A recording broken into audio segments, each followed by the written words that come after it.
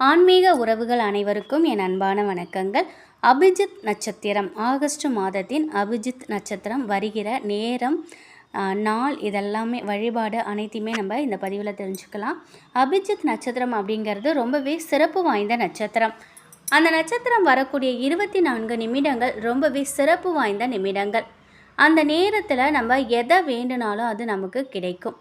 தீயவர்கள் அதை பயன்படுத்தக்கூடாது அப்படிங்கிற நல்ல நோக்கத்தோட கிருஷ்ண பரமாத்மா இந்த நட்சத்திரத்தை தன்னுடைய மயிலிறகுகள் மறைத்து வைத்தார் அப்படின்னும் சொல்லப்படுது. அப்படிப்பட்ட அபிஜித் நட்சத்திரம் வரக்கூடிய நேரத்தில் கடன் பிரச்சனை தீர்வதற்காக சொல்ல வேண்டிய பெருமாளின் திருநாமத்தை பற்றி தான் இந்த பதிவில் நம்ம பார்க்க போகிறோம். பெருமாளுக்கு 1000 திருநாமங்கள் இருக்குது அப்படின்னு விஷ்ணு சகஸ்ரநாமத்தில் சொல்லப்பட்டிருக்கு. ஒவ்வொரு திருநாமத்திற்கும் ஒவ்வொரு விதமான பலன்கள் கிடைக்கும். அந்த திருநாமங்களை தொடர்ச்சியாக முழு நம்பிக்கையோடு சொல்லும் பொழுது அந்த பலன்களை நம்மால் பெற முடியும். இவ்வளோ சிறப்பு வாய்ந்த பெருமாளின் திருநாமங்களில் கடன் பிரச்சனை முற்றிலும் தீர்வதற்கு அபிஜித் நட்சத்திர நேரத்தில் சொல்வதற்கு உகந்த ஒரு திருநாமம் இருக்குது. இந்த திருநாமத்தை தெரிஞ்சுக்கிறதுக்கு முன்னாடி அபிஜித் நட்சத்திர நேரத்தை முதல்ல தெரிஞ்சுக்கலாம். 8/8/2025 ஆடி 23 வெள்ளிக்கிழமையில் வருது. இதில் கூடுதல் விசேஷம் என்னென்னா, அன்றைய நாளை வரலட்சுமி விரதமும் வருகிறது. ரொம்பவே அதிசக்தி வாய்ந்த நாள் அப்படின்னே நம்ம சொல்லலாம். அபிஜித் நட்சத்திர நேரத்தை பார்த்தீங்கன்னாக்கா, வெள்ளிக்கிழமை அன்று மதியம் 2:16 முதல் 2:40 வரைக்கும் அபிஜித் நட்சத்திர நேரம், அந்த 24 நிமிடங்கள் வருகிறது. இந்த அபிஜித் நட்சத்திர நேரத்தில் நம்ம இந்த ஒரு வழிபாட்டை செய்யும் பொழுது கடன் தொடர்பான அத்தனை பிரச்சனைகளும் நம்மை விட்டு நீங்கும். பண வரவில் இருக்கக்கூடிய தடைகள் விலகும். அபிஜித் நட்சத்திரம் வரக்கூடிய நேரத்தில் வலது உள்ளங்கையில் ஒரே ஒரு ஜாதிக்காயை வச்சுக்கோங்க. ஜாதிக்காய் அப்படிங்கிறது ரொம்பவே ஆகர்ஷண சக்தி கொண்ட ஒரு பொருள். பணம் தொடர்பான பலவிதமான பரிகாரங்களுக்கு ஜாதிக்காயை பயன்படுத்துவதுண்டு. இது அனைத்து நாட்டு மருந்து கடைகள்லையும் கிடைக்கும். ஒரே ஒரு ஜாதிக்காய், அதோட விலை பார்த்திங்கன்னா மளிகை கடையிலே இப்போல்லாம் கிடைக்குது 10 ரூபா.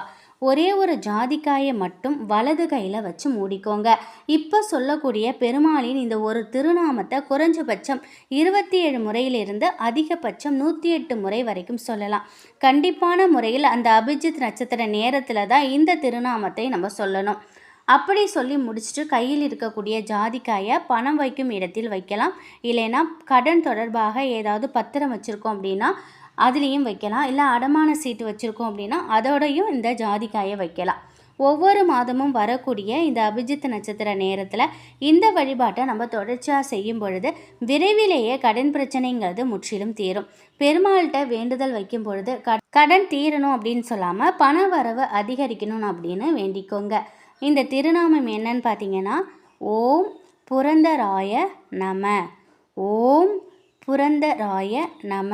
ரொம்பவே எளிமையான இந்த பெருமாளின் திருநாமத்தை யார் ஒருத்தர் முழு நம்பிக்கையோட அபிஜித் நட்சத்திர நேரத்தில் சொல்லி பெருமாளை வழிபாடு செய்கிறாங்களோ அவங்களுக்கு இருக்கக்கூடிய கடன் பிரச்சனை முற்றிலுமாக தீரும்.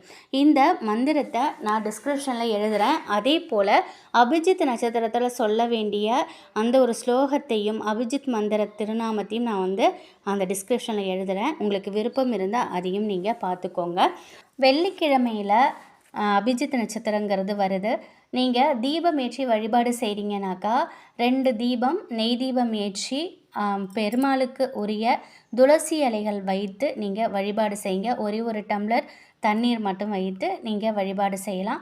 இல்லை நீங்கள் ட்ராவலில் இருந்தால் கூட அந்த நேரத்தில் குறிப்பிட்ட இந்த 24 நிமிடத்தில் கையில் அந்த ஜாதிக்காயை வச்சு மனதார வணங்கிட்டு பணம் வைக்கக்கூடிய இடத்துல உங்கள் பர்ஸில் நீங்கள் வச்சுக்கலாம். அப்படி உங்களுக்கு இன்னும் கூடுதல் நேரம் இருக்க வீட்டில் இருக்கீங்க, அன்றைய நாள் வெள்ளிக்கிழமையில் நீங்கள் பூஜை செய்கிறீங்கன்னா மருதனை இலை இருக்கு இல்லையா, அதை உங்களுக்கு கிடைச்சதுன்னா ஒரு கைப்பிடி அளவுக்கு தாம்பாளத்தில் போட்டு அதன் மேலே ஒரு தீபம் நெய் தீபம் ஏற்றுங்க. மருதன இலை ரொம்ப ரொம்ப விசேஷமானது, அதிர்ஷ்டத்தை கொடுக்கக்கூடியது. ரொம்பவே விசேஷமான மருதன இலை தீபம் ஏற்றுவது, வரலட்சுமி நோன்பு அன்னைக்கு மருதன இலை தீபம் ஏற்றுவது நமக்கு செல்வத்தை அதிகரித்து கொடுக்கும். நம் வாழ்க்கையில் நல்ல முன்னேற்றத்தை கொடுக்கும். தீபம் ஒரு 5 நிமிஷமோ அல்லது 10 நிமிஷமோ ஏற்றுங்க. நெய் தீபமாக ஏற்றுங்க. மகாலட்சுமி தாயாருக்கு உகந்த ஒரு தீபம்.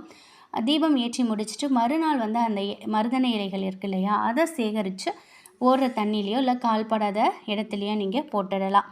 வெள்ளிக்கிழமையிலே வரலட்சுமி விரத நாளில் ஏற்றக்கூடிய முக்கியமான அதிசக்தி வாய்ந்த தீபங்களில் ஒன்று மருதணி இலை தீபம். அன்றைய நாள் கல்லுப்பு தீபம், மருதணி இலை தீபம், நெல்லிக்காய் தீபம் ஏற்றுவது சிறப்பு. நம் வீட்டிற்கு செல்வத்தை கொடுக்கும். உங்களால் இயன்றால் நீங்கள் இந்த மருதண தீபத்தை கூட நீங்கள் ஏற்றலாம்.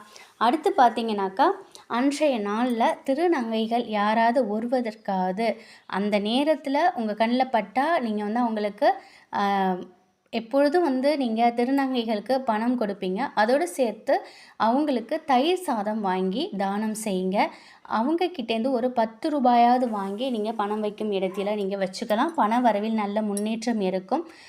திருநங்கைகளுக்கு தயிர் சாதம் வாங்கி கொடுங்க. அப்படி அந்த நேரம் உங்களால் பார்க்க முடியலைனாலும் அந்த நாள்லையாவது அவங்களுக்கு நீங்கள் அந்த தயிர் சாதத்தை வாங்கி கொடுக்கலாம். நல்ல ஒரு முன்னேற்றம் உங்கள் வாழ்க்கையில் கிடைக்கும்.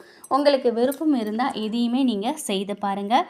கேட்டதை கொடுக்கும் அபிஜித் நட்சத்திரம் மாதம் மாதம் ஒரு குறிப்பிட்ட 24 நிமிடங்கள் இருக்கும். அந்த நேரத்தை நம்ம தவறாமல் பயன்படுத்தி வரும் பொழுது ஒரு சிலருக்கு விரைவிலேயே அவங்களுடைய வேண்டுதல்ங்கிறது கைகூடும். ஒரு சிலருக்கு அது தள்ளி போகும். தள்ளி போனாலும் மனம் தளராதீங்க.